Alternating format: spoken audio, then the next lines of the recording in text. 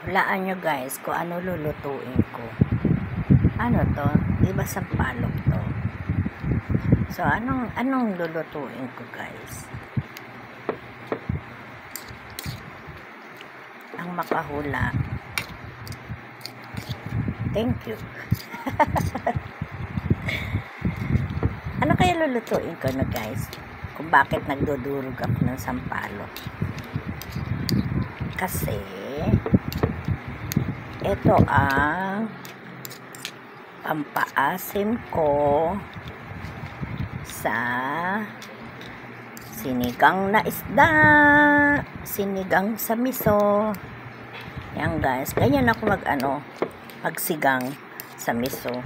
Gusto ko fresh na pampaasim. Ayaw ko ng mga yung mga nilalagay na pampaasim. Gusto ko fresh. Yan.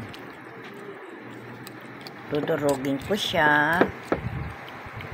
Pinalambutan ko na yan guys. Tapos dudurugin ko siya. Ihalo ko sa isda. So dito ko siya ihalo guys. Sa isda. Sinigang sa miso. Yan. Ayan yun guys.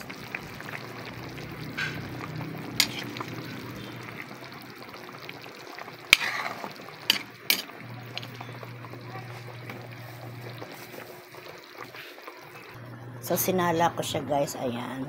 Saka ko ganyan sa isda.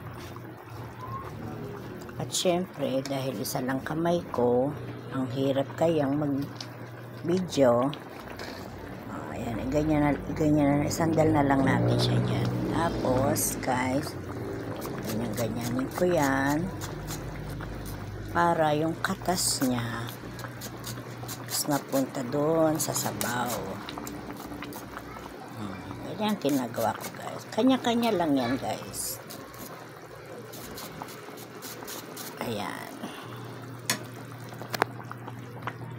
Ulit-ulit lang yan guys. So, yun yung katas niya.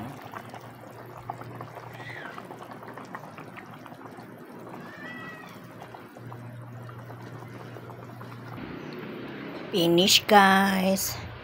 Ayan na po siya. Ang asim guys. Super. Ito yun na yung pinagpigaan ko. Ayan. Super asim. Gusto ko talagang ilalagay dyan sampalok. Ayoko ng mga ang paasim na iba. Sampalok talaga. Sarap. Thank you for watching guys.